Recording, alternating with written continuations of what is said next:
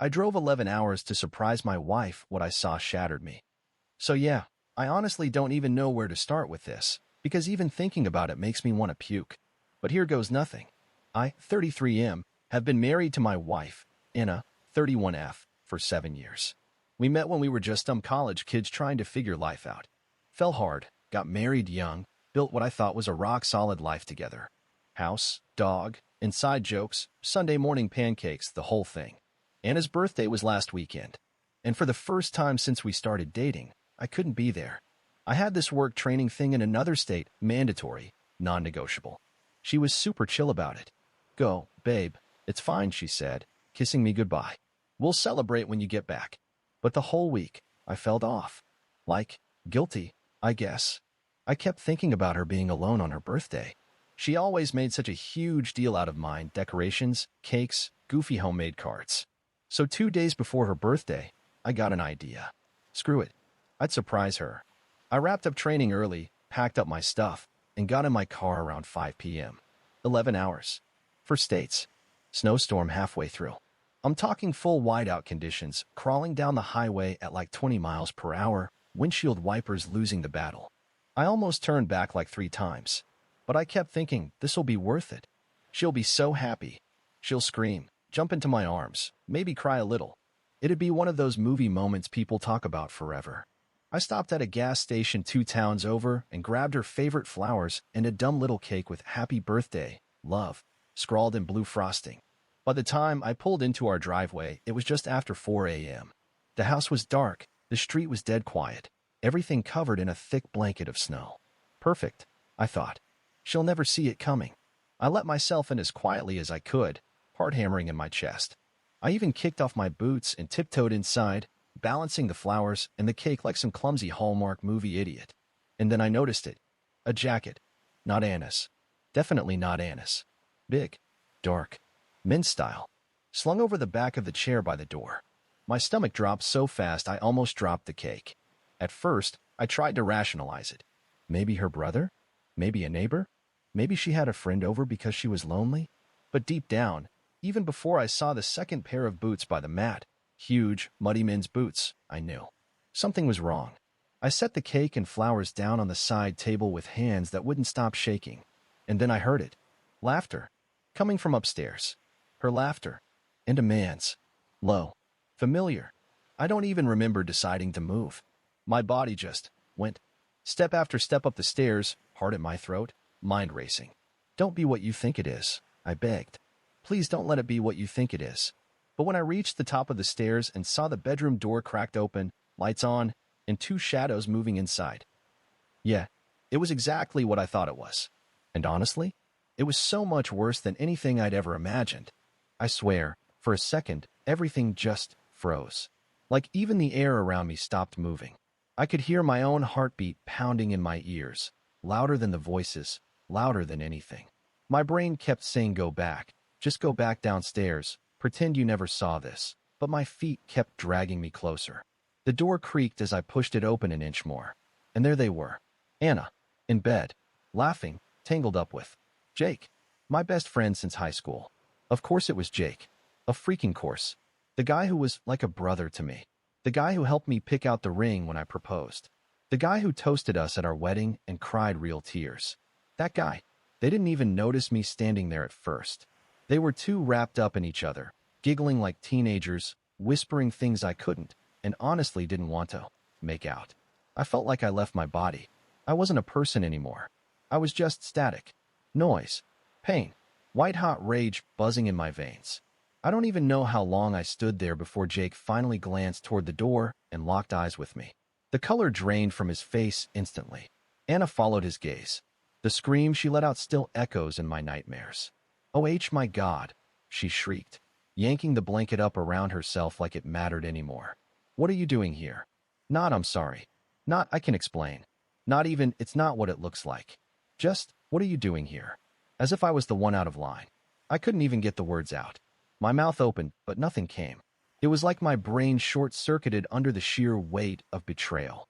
Jake scrambled out of bed, grabbing his jeans off the floor, babbling something like, "Dude, it's not. We didn't. It's complicated." I laughed. I actually laughed. A short, broken, ugly noise that didn't sound like it belonged to me. Complicated. I managed to choke out. Is that what we're calling it? Anna was crying now. Big, messy sobs. I almost felt sorry for her. And then she said it. The thing that made me realize there was no fixing this. No coming back. No apology that could even touch the surface of this hurt.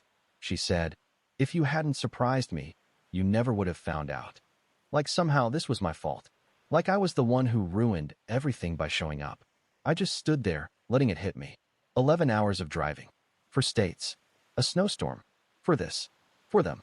I think some part of me was still waiting for the dream version to kick in. For her to fall at my feet, begging forgiveness. For Jake to look sick with guilt. Instead, they both just stood there, wide-eyed and frozen, like I was the intruder. Maybe I was. Maybe the version of my life I thought I had was the real lie.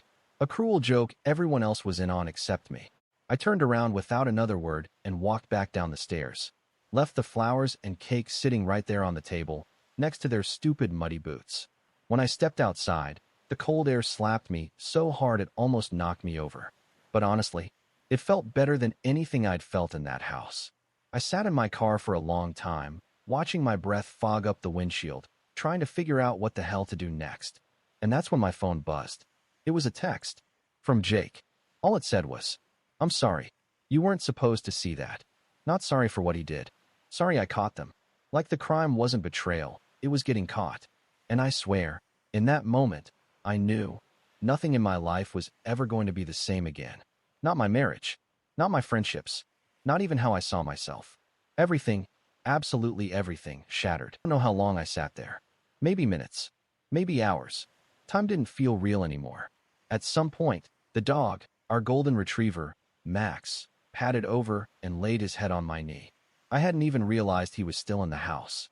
Poor guy must have been hiding during all the screaming. I scratched behind his ears absently, tears blurring my vision. You're the only one who didn't betray me, buddy, I whispered. Max whined softly, licking my hand. That broke me all over again. Because it hit me, right there on the floor, that I had to start thinking about the next step. Divorce. Property. Custody of the dog, even. Splitting up a life we'd spent almost a decade building. I couldn't stay here. Not surrounded by memories that now felt like landmines. Every corner of the house whispered lies to me. Every photo on the wall. Every worn-out spot on the couch where we'd cuddled. Every damn coffee mug she'd bought for us on road trips. I had to get out. I stood up, knees cracking, and stumbled toward the bedroom. Grabbed an old duffel bag. Packed blindly. A few pairs of jeans, some t-shirts, toiletries. The essentials. Everything else. Screw it. I wasn't taking souvenirs from a life that had imploded in front of my eyes. Max followed me around the house, sensing the shift, tail low, ears back. I knelt down and hugged him tight. You're coming with me, I said. Not leaving you behind. One quick text to a friend of mine. Not Jake, obviously, but my buddy Chris, who'd always had my back. Me. Can Max and I crash with you for a bit? Chris, say less. Got a couch and beers waiting. Bless him. I loaded Max into the back seat, duffel bag on the passenger side, and pulled away from the house without looking back. If I looked back, I might break. The roads were still slick from the snowstorm, but I barely noticed. My mind was racing too fast. What was Anna doing now? Crying? Packing up more of her stuff? Calling Jake? Were they together? Were they laughing about me? Were they already planning how to spin this to mutual friends, so I came off looking like the crazy, jealous ex? I gripped the steering wheel so hard my knuckles turned white. No, I wasn't going to let them rewrite the story. I wasn't going to crawl into some dark hole and vanish. They broke me, but they weren't going to define me. Not forever. By the time I pulled up at Chris's place, something inside me had hardened. I was done crying. I was done begging for explanations. It was time to start rebuilding. Brick by painful brick. Chris didn't ask a lot of questions. Bless him for that. He just handed me a beer, tossed a blanket on the couch, and told me to make myself at home. I think he could see I wasn't ready to talk. Max curled up at my feet like he knew this was our new normal, at least for now. That first night, I barely slept. Every time I closed my eyes, I saw Anna's face. Jake's face. That damn birthday cake sitting untouched by the door. By morning, I made a decision. I wasn't going to sit around and drown in this. I needed to act. I called a lawyer. Found a guy who specialized in messy divorces. Told him everything. The infidelity. The abandonment. The whole ugly truth. He didn't even blink. Just told me what paperwork to start gathering. Bank statements. Mortgage documents. Proof of ownership for the car, the dog. Anything that could become disputed. It was exhausting. It felt like carving my heart out with a dull spoon. But every document I filed, every email I sent, every form I signed, it was one more step away from them. One more brick in the wall between me and the people who'd hurt me. Anna tried texting, calling, apologies, please, promises to explain everything. I ignored them all. If she wanted to talk, she could do it through a lawyer. Jake never reached out again. Coward. Honestly, I'm still kinda mad about it. That he didn't even have the guts to say anything beyond that pathetic text. A week later, Anna's lawyer reached out. She wanted to mediate. Translation, she wanted to avoid court. Too bad. I wasn't interested in making this easy for her. She could feel every ounce of the hurt she caused. She could sit in that discomfort. Meanwhile, I focused on survival. Getting up every day. Walking Max. Applying for a new apartment. Building a new life from the ashes. And slowly, very slowly, the pain dulled. Not disappeared. Not by a long shot. But dulled enough that I could breathe again without feeling like my chest was collapsing. One night, about 3 weeks after everything exploded, Chris and I were sitting on his porch, watching Max chase moths under the porch light. "You ever think about dating again?" he asked casually. I barked a short, humorless laugh. Right now, I can barely think about talking to women without wanting to puke. Chris nodded, sipping his beer. "Fair enough," he said. "But you will. Someday." I didn't answer. Because honestly, I wasn't sure I believed that. Trust felt like a fairy tale now. Like Santa Claus or the Easter Bunny. Something other people got to believe in. Not me. Not anymore. Weeks blurred into months. It's funny how fast life moves when you're just trying to survive one day at a time.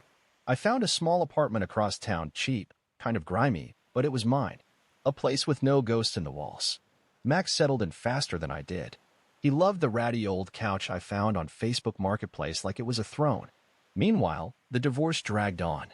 Anna's lawyer sent endless emails, trying to negotiate, trying to salvage whatever she thought could still be salvaged. I stood my ground. I wasn't being petty. I was protecting myself. I kept thinking about that night. About those muddy boots. About the laughter upstairs. About Jake's pathetic excuse of a text. I couldn't forget it. Didn't want to forget it. Pain has a way of sharpening your instincts.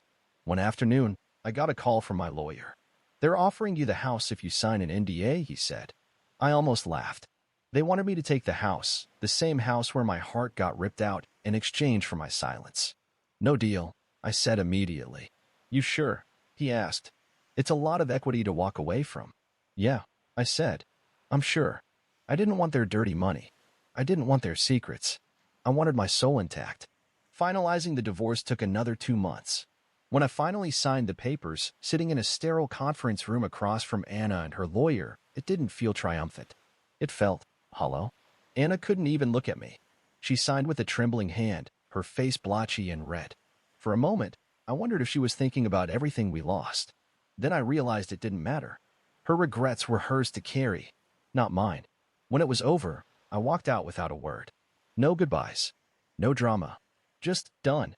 And God, the air outside never tasted sweeter. That night, back at my apartment, I sat on the floor with Max, splitting a leftover pizza and drinking cheap beer. It wasn't glamorous. It wasn't Instagram-worthy. But it was real. It was honest. It was mine. And for the first time in months, I felt a tiny, stubborn spark of something I'd thought was dead. Hope. The first message came 3 weeks after the divorce was finalized. It was a photo. No words. No explanation. Just Anna and Jake. Together. Smiling. Cozy. Like nothing had ever happened. I stared at it for a long time. Long enough to memorize the smug twist of Jake's mouth. The way Anna leaned into him. All casual and natural, like they hadn't shattered a man's life for their happiness. I should have felt something. Rage. Betrayal. Sadness. Instead, I laughed. Hard. Ugly. Because it was perfect, wasn't it? They deserved each other. 2 liars. 2 cheaters. 2 cowards. I blocked the number without another thought and tossed the phone onto the couch. That night, I took Max for a long walk through the freezing streets. Breath puffing out in white clouds. head pounding with clarity I hadn't felt in months. I realized I was free, not just from Anna, not just from Jake, but from the version of myself that thought loyalty meant blind forgiveness. That thought love meant ignoring red flags. That thought forever was something you could force just because you wanted it badly enough. Screw that. I wasn't the villain in this story. I wasn't the fool either. I was the survivor. By the time Max and I got home, snow dusting his fur, I felt lighter than I had in years. I sat down, cracked open a beer, and pulled out a notebook. Started scribbling down plans. Trips I wanted to take. Hobbies I wanted to try. Dreams I'd shelved because I was too busy being the perfect husband. And for the first time in a long, long time, I felt alive. So yeah, I drove 11 hours across 4 states to surprise my wife for her birthday. What I found at home broke my heart. But walking away, that saved my damn life.